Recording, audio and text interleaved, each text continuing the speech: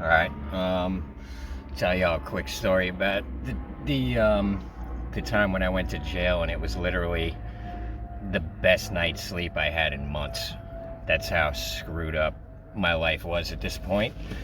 Um, and I'll never forget it. First off, thanks for the subs, thanks for the likes, thanks for the comments. Appreciate every single one of you. Thanks for the tips, Venmo, Cashapp, PayPal. Appreciate every single one of you. Thanks for the Patreon support. Appreciate every single one of you. There was now, when I was, real quick, when I was broke down waiting in that parking lot, there were people messaging me on Instagram about doing an interview or a podcast or something. I don't remember. I'm going to try to go through the messages and find y'all again. But if you are still interested in doing that, just hit me up on Instagram. Someone else hit me up yesterday to do that. And it just reminded me that there was two other people who asked me before him. But I'll look through the messages and try to find y'all. But if you see this, feel free to message me again and remind me. But I'll go through and try to find those conversations. But so this was back, I guess it must have been around 2000, the end of 2013, I'm guessing. So I had been living on the street.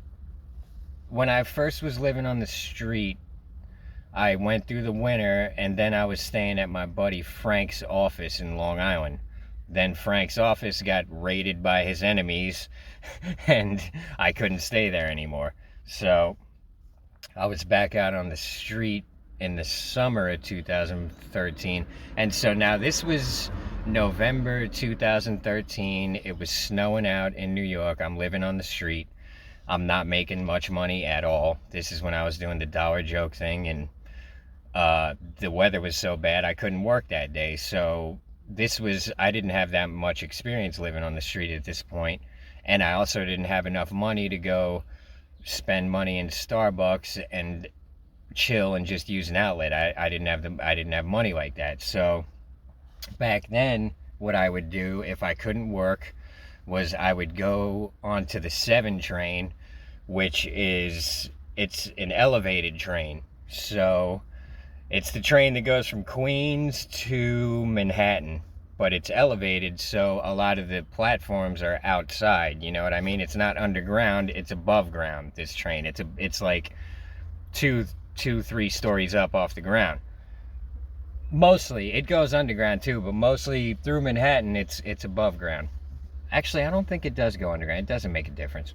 So I would go on the 7 train, and this way I was able to, so I would get on the train, but I wouldn't leave the train, so I wouldn't have to pay for it again. All I wanted was a place out of the weather to just sit there and read a book on my phone and just wait out the weather, and then tomorrow I'll go work, you know? So, but the reason I would pick the 7 train for this was because it was elevated, so the stops were outside, so I could go out on the platform and smoke a cigarette when I feel like it, you know what I mean?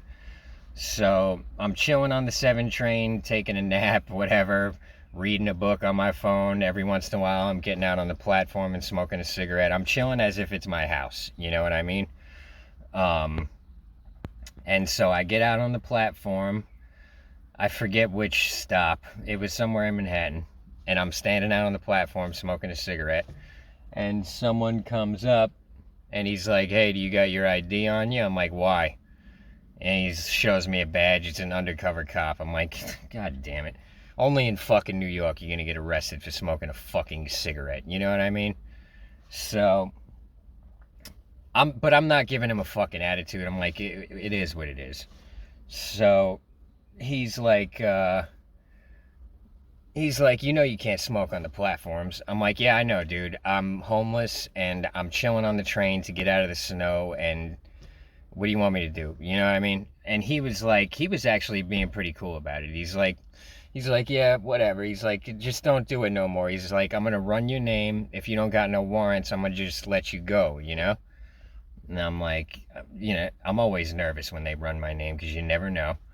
And so he runs my name and he comes back. He's like, I got to take you in, man. I'm like, what the fuck? I'm like, what warrant do I have? He's like, I guess you were pissing on a tree in Central Park or something. And he was right. Fucking, I got a ticket to appear in court for pissing in Central Park, fucking New York, man. And fucking, so I didn't go to court. You know what I mean? I was like homeless and shit. I'm not going to court over pissing on a tree. I was like, fuck this shit. I basically just threw it out as soon as he gave it to me. But it came back to bite me in the ass this time. So he's like, I got to take you in. You got a warrant. He's like, I know it's not a felony or whatever. He's like, but now that I ran your name, I got to take you. I'm like, fucking shit. I'm like, whatever, man, you know. So he cuffs me. He's taking me through the station. It's an embarrassing experience. You ever been handcuffed in public and they're like walking you to the little van? It's such a fucking embarrassing thing. It's happened to me more than once, and I always feel bad when I see people in this situation because I know how fucking embarrassing it is. It's ridiculous. Like, people don't know that you're getting arrested for smoking a cigarette. They think you were like, they think you're some sort of criminal. You know what I mean? So anyway, he he gets me down there. We're waiting for the paddy wagon to come pick me up, and what the hell? We got to talking, and okay, you know what? So then when he searched me, I actually had a little bit of MDMA on me that one of my friends had given me. I mean, it was like, uh, you know, enough, barely enough to make you even feel anything. My friend just gave me this little bit of MDMA in the cellophane. I don't know why I didn't just do it as soon as he gave it to me or whatever, but it was just sitting in my friggin' pocket, in my wallet, I think. And when the cop found it, he's like, "What is this, man?" I'm like, "That's garbage." He goes, "What do you want me to throw it out?" I go, "Yeah." And he goes, "All right." And he throws it in the garbage. And then I'm standing there and I said, "Yo, man, let me tell you something. New York cops, they're going to be pretty cool to you as long as you are not being a fucking idiot." I don't know how else to describe it, but New York City police are so used to dealing with people who hate them with such a passion that a lot of people in New York will try to fight the cops even though they know they're going to jail. They don't care. They hate the cops that much. They're always talking shit to them, calling them pigs, and a lot of people in New York City really, really hate the friggin' cops. But I'm not, personally, I would never be a police officer. I feel, in a way, I kind of feel like they're kind of turning against us. They're one of us, but they're working for them. Do you know what I'm saying? I feel like they're working for the enemy. And I don't like that. I don't respect it. But I'm not going to sit there talking shit to the cops. I got a cousin who's a New York City cop. Um, and a lot of my family are New York City firemen. And the firemen and the cops, believe it or not, like out on a scene, they'll be cool to each other. But for the most part, there's a little bit of a rivalry there. They play hockey every year. The fucking firemen wreck them every year. Fucking, it's rare for the cops to beat the firemen in hockey because firemen are fucking diesel, bro. You know what I mean? My father was a New York City fireman. So I got love for the fire department and the police, whatever. One of my father's best friends was a New York City cop too, though. Frank, man, fucking rest in peace, Frank. I loved Frank like an uncle, you know what I mean? He's one of my favorite people in the world. Anyways, I'm getting off track. So the cop was being pretty cool to me because I basically, when I get arrested, I don't talk. I'm not, please don't this. You're going. You know what I mean? Once they're arresting you, you're going. You're not talking yourself out of it. It's best to just. There's no point in talking shit to them or trying to spit on them or fight them unless you want to pick up more charges. So I'm the type where I'm not making it any worse. I'm just gonna keep my fucking mouth shut. Anyways, he finds the MDMA. He throws it out for me, which was real cool of him, I gotta say, because he didn't want to. He realized I was homeless. My situation was fucked. He didn't want to. He was like. I could tell he didn't even want to fucking arrest me. But once he ran my name, he was just like, you know, what am I going to say? He fucking hopped on the train, you know what I mean? So I could just tell the cop he didn't, you know, he really didn't want to arrest me. He could just tell that the whole situation was just kind of fucking ridiculous. So we're sitting there waiting for the paddy wagon. He already threw the MDMA out. He goes, I go, let me tell you something, man. I got a fucking pipe in my backpack. Why don't you throw that out? He goes, what do you mean a pipe? I'm like, a pipe for smoking weed. He's like, what? It's just for smoking weed, not crack or nothing. I'm like, no, yeah, it's a weed pipe. He's like, if it's a weed pipe, when I search your backpack, he's like, I'm gonna just leave it in there. He's like, I'll voucher it, basically saying that when I get out of jail, my backpack is gonna be intact with my weed pipe in it. And I'm like, I appreciate you, bro. You know what I mean? Like, that's cool. You know, I appreciate that because, you know, this fucking weed pipe. And so this cop, you know, he's being fucking cool to me, real cool to me. So, you know, whatever. Anyways, they take me to jail, and this is in, oh yeah, it was in Queens because this was the Queens, it was the Queens Central booking where I was at this time. It wasn't Manhattan. So I'm in the Queens Central booking, and I'm not sure if it was this time or another time I got arrested. Either way, I'll tell this little story real quick. We get into they call them the bullpens. It's the holding cells where you're waiting to get processed. They're either going to take you to Rikers Island or they're going to, you know, or you're going to go to court. Like, you're waiting to go to court, basically, in the bullpens. So, and it's just everyone in New York City who got arrested within the last day or two is sitting in the bullpen. Sometimes it's very packed in there. So we get into and they're moving you from like cell to cell for a little while. It's a weird as you're getting closer to court, you're usually getting moved into like different cells. So we get in there. I'm not sure if this time or another time, but I'm not going to tell. Butterfly floating around right there. So I'm not going to tell every single time I got arrested because they're all basically the same thing anyway. So there's blood on the fucking bench and on the ground. And everyone's standing against the wall because nobody knows this could be AIDS blood. Nobody knows. There's some nasty.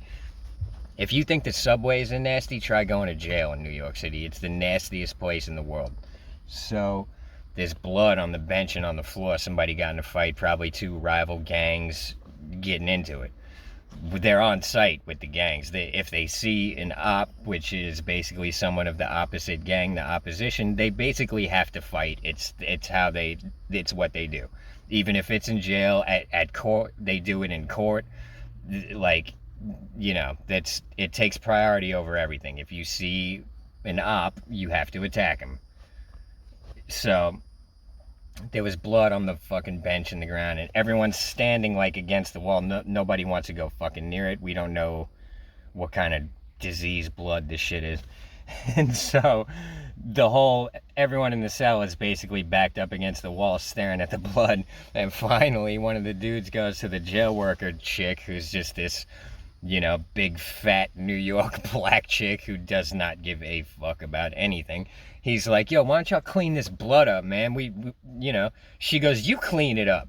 Fucking thank God I got moved to the next cell pretty quickly after that.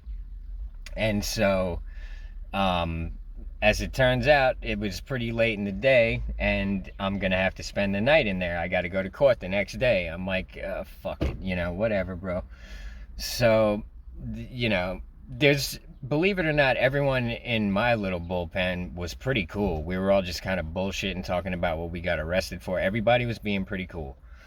And so then, and we're all like, you know, just keeping each other entertained by telling our situations and shit. So, you know, it ain't always like that. Sometimes there's some fucking shithead in there that wants to be the hardest motherfucker that ever walked the earth, and, you know. But it wasn't like that. This time everybody was being cool. So I realize I'm spending the night. I'm like, whatever, dude. At least I get to lay down. Because at this point in my life, I had been sleeping on the train every night because it was too cold for me to sleep outside. I didn't have all the equipment that I have now. I had like friggin' a fleece and a hoodie to my name. So I was sleeping on the train, which my problem with sleeping on the train is You can't lay down on the train. I don't know how it is nowadays, but this was back in the day when New York was a little stricter. This was, like I said, 2013 or so.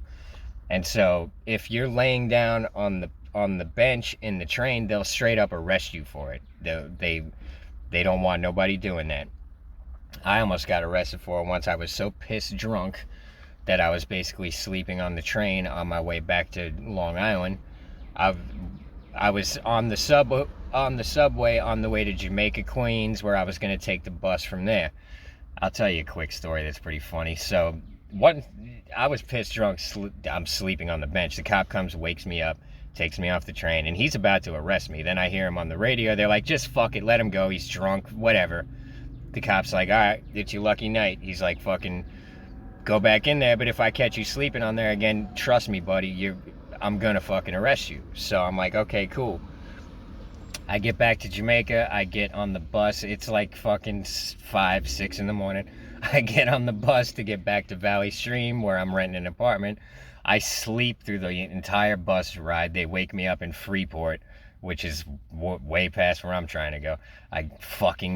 So I gotta pay for the bus again. I get back on. I wake up in Jamaica. Fuck yeah, I was like, I missed my stop twice. I'm like, motherfucker, I would not let myself sleep this time because now I gotta pay for the motherfucking bus again. So then I woke up. I stayed up for this one and made it to my apartment. I like slept all day. Anyways, where was I? I was sleeping on the train at this point, and you can't lay down on the benches in the train unless you want to get arrested. So when you're sleeping there every night, you got to sit up. So that's what I would do. I told the story about that magical wool coat that I found in my Why I Was Homeless videos, and that was like my tent. It was this huge wool overcoat that God gifted me on a day when I was freezing to death trying to make money. Watch the Why I Was Homeless videos if you want to hear the story about my miraculous coat that God gave me. And so I would just use it as like a tent. I'd get in the corner of the train. I'd cover myself completely. I don't want to be seen sleeping on the train in case I see people I know in New York. I don't want people knowing I'm fucking homeless and sleeping on the train. It's embarrassing to me.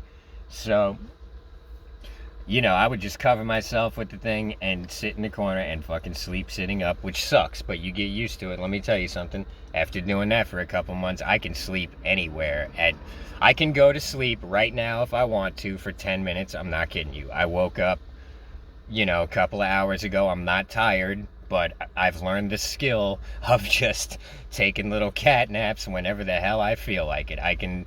when I'd be riding the subway in New York, if I felt a little tired, I could take a 5-minute nap. If I'm drunk, I'm out. But so when all's said and done, I'm glad I lived through all this rugged shit, because it gave me all these weird skills that, I'm not kidding you, I can snatch a nap anytime I feel like it, under any circumstances. At night when I go to sleep, I have no trouble going to sleep. Maybe I should make a video about insomnia. One of my friends was saying this morning that she was having trouble sleeping, and there's some tricks to it that maybe I'll make a video about it. But I don't even need to use none of those tricks. I sleep like a baby, honestly. So, but there is a couple of tricks. I'll make a quick video about it. It's probably not going to be a half-hour video, but I'll do that. Just hopefully it'll help some people out with sleeping. Because there's nothing like natural sleep. It'll keep you looking young. It'll keep you healthy. Your body basically regenerates when you're sleeping. Is so important, dude. So yeah, back then I'm sleeping on the train sitting up. So now I'm in jail and I get to lay down. And let me tell you something. The instant I hit that floor in that jail cell that night, we stayed up till maybe 1 a.m. bullshitting, and everyone was falling asleep, so we didn't want to be rude. So we went to sleep too. So within 5 minutes of me laying flat on that jail cell floor, I was out like a light. And I slept through the entire night. I woke up feeling like refreshed. I felt pretty good. They come in and wake us up, and they're giving me breakfast. I'm like, okay, like, I was hungry when I woke up in the morning. They gave me some cereal, an apple, and some milk. So I'm sitting there like a little elementary school kid with my little elementary school breakfast, and I'm chowing down and I'm feeling like $1,000,000, to be honest. Everyone else is like peeling themselves up off the floor looking like zombies. I'm like raring to go. It was the best night's sleep I had in months. I'm not even kidding you, dude. I felt great. So I'm sitting there eating my breakfast and really enjoying it. Like everyone in the cell's like, what the fuck? What's with this fucking kid? Like, you'd think he just fucking, stayed at a 4-star hotel and got served continental breakfast or some shit. So I'm sitting on the bench eating my food and feeling pretty good. And, thinking I'm going to go to court now. They're going to let me out any minute. And I was right. They come in, first name they called, Joseph McDevitt. I'm like, oh shit, it's my lucky day, bro. So I go to court, and here's another funny thing. While we were waiting to go into court, you're just waiting in line in this hallway, and everyone's going to see the judge one at a time. The two Spanish kids next to me were trying to figure out how to hide their weed because they're going to Rikers Island and they know it. So their main concern is to get their weed into Rikers Island. So they were trying to figure it out. And I'm standing next to them just acting like I don't see or hear them, but I'm chuckling to myself the whole time. Like, it's funny, these kids are hard out here, bro. They know they're going to Rikers Island, which would scare most people. It didn't faze them at all. They're just like their main concern was getting their weed into Rikers Island, and I hope for their sake they got it in there. Anyways, they're behind me in line. I get into court, and I'm still like, I just woke up. I'm just not even sure what the fuck's going on. As soon as I get before the judge looks at the charges, and she's like, just dropped, all charges dropped. She's like, it's nothing. He was smoking a cigarette and he was pissing on a tree. Charges dropped. Next. Fucking. And so I get back to booking, where they give me my backpack. They give me my backpack. I'm back out on the street. And as soon as I get outside, I go through my backpack. My weed pipe is still in there. My cigarettes are still in there, which usually the cops will throw that shit out, being like, oh yeah, it's perishable, organic, but whatever, we have to throw it out. Not this cop. He was cool to me. Left all my shit intact, left everything fine. And so this was actually Thanksgiving Day, I guess 2013 or so, and my aunt on Long Island had invited me over. So as soon as I get out of jail, I go on the train, I go to my aunt's house, I have Thanksgiving, and my aunt lets me take a shower and shit. They knew I was on the street, and lets me do all my laundry and shit. And I think she might even gave me like $20 or something. I don't really remember, but I remember thinking like, this was the best day I've had in like years, like, and that was the best night's sleep I had in fucking months. And then another thing my aunt did was she gave me a bunch of food to take out to the city. And so when I went to the internet cafe that night, I fed all my friends, you know what I mean? My aunt had given me all these Tupperware things full of Thanksgiving food. So I go in the internet cafe, and pretty much whoever wanted some food, I shared it with them, you know what I mean? So it was all in all a fucking great experience. I can't say the same for every time I went to jail, but that was the longest I ever stayed in jail, was overnight.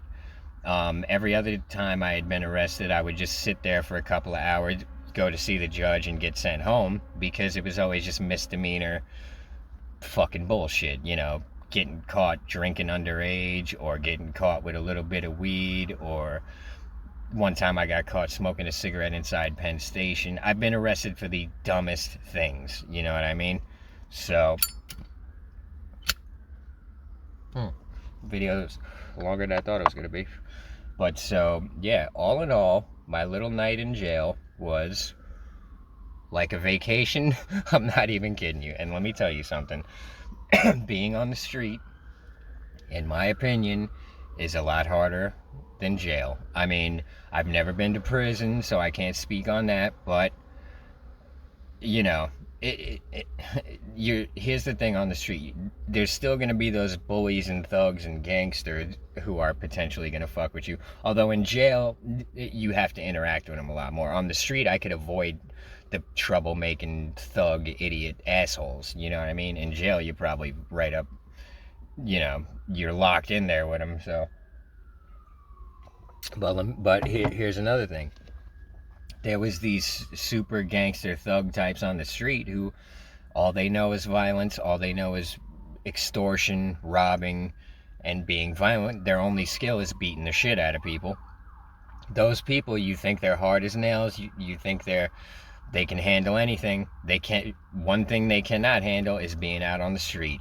I would see these people and they wanted to go to jail. They couldn't wait to get arrested, because when you're out on the street, you have to make money every single day. There's no rest. There's nothing. You have to. Nobody's giving you shit unless you rob them and take it from them, and then you're making a bunch of enemies, and eventually you're gonna fuck with the wrong one, and you're gonna catch a knife in the gut, or you're gonna, something bad's gonna happen to you, bro. That I knew people in New York. They'd come into the internet cafe all stitched up, like, what the fuck happened? I got stabbed, you know what I mean? And this one dude got stabbed in his guts, and now for the rest of his life he's got a shit in a bag over some bullshit on the street.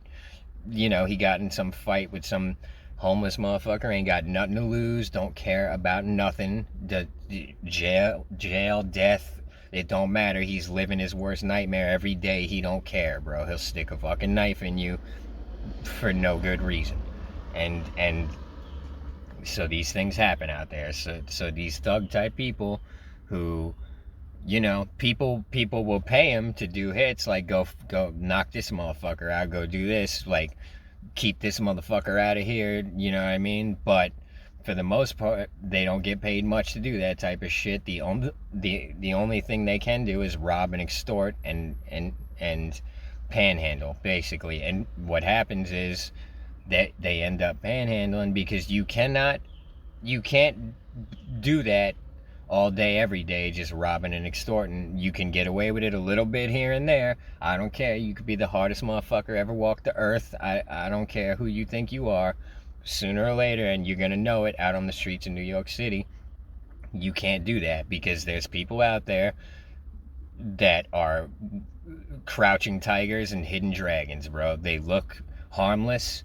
They look like a target, but they'll stick a knife in you, bro. Or like my buddy Ben, who looked like an innocent little kid, he'll break your bones straight up. He's gotten in fights and broken people's arms and shit, because he knows what he's doing with that type of shit. And once it gets down to it, he can turn pretty ice cold and ruthless. So I used to tell him, bro, you can't be doing that type of shit. You're gonna catch if they catch you, you're looking at very serious charges. When you start breaking people's bones and shit, you can't do that. Win the fight, sure, but don't be doing permanent damage to these people. You're gonna get in deep shit on top of, there's karmic consequences. You can't do that shit. You're trained, they're not. It's not even right. It's not fair. Don't do that, Anyways, so, but I get it. In the heat of battle, you get filled with rage sometimes, and I can see why people get stabbed over nothing, because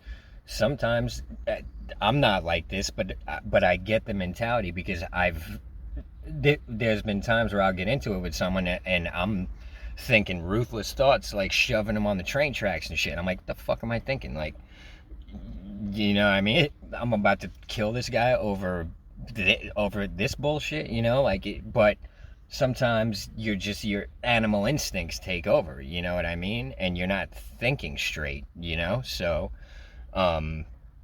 these things happen. People get stabbed and killed over nothing, So these thug type people, they would rather just be in jail where they got somewhere to sleep, where they've got food 3 times a day, if nothing else, because on the street ain't nobody giving you shit unless you're a social friendly, you got friends and shit. Like my friends, if they're lacking, I'm helping them out. If I'm lacking, they're helping me out. But we don't make friends with these super thug, troublemaker type motherfuckers, because they are nothing but trouble. You know what I mean? It's like, I I don't want them type of people around me for the most part, because they do stupid things and they get themselves into stupid situations, and who the hell wants to be involved with that shit? I don't. You know what I mean? So a lot of these super thugs that think they're super gangsters and shit, I tell you what, get them out on the street with nothing but their wits and their bare hands, and you'll see real quick that that kind of pressure will fold up a lot of people that you think are like, you know, they're not as hard as you think. I'll just put it to you that way. And I'm not trying to insult no one or talk shit about them, but you know, if your whole thing is just extorting people who are weaker than you, when you get out on the street and it's just you, that skill is pretty useless, and you're gonna have to learn real quick that that's not the way to go. And a lot of them don't learn. They just want to go to jail where they can be fed and things are taken care of for them. So, you know, don't judge a book by its cover. Don't let people intimidate you, because deep down, in my opinion, a lot of these people who act super hard and all that shit, they ain't nothing to be afraid of. You know what I mean? The people who scare me are the quiet ones who try to avoid trouble as much as they can, but once that trouble comes to them, they turn into a lion. You know what I mean? Those are the people that you don't want to mess with. Anyways, so that's the story about my little vacation in jail. So, but yeah, I guess I'm gonna be doing an interview with someone tomorrow. I don't know if I should, if it goes on. I guess it just goes on his channel. I'll link it in my community thing or something. I don't know. We'll see. This is the first time I'm doing something like this. But so, you know, once again, thanks for the subs, likes, comments. Appreciate you. Thanks for the tips. Venmo, Cashapp, PayPal. Appreciate you. Thanks for the Patreon support. Appreciate you. I definitely got to start putting more shit on Patreon. I've been neglecting it, so bear with me. That's my first priority. After I learn how to use OBS, I got a lot of shit going on. Anyways, yeah, I appreciate you. So, everybody have a good one. And I guess the next thing I'm going to do is the interview or whatever, but I'll be putting up a video in the next couple of days. Anyways, everybody have a good, what's today, Thursday? And I'll see y'all in the next one.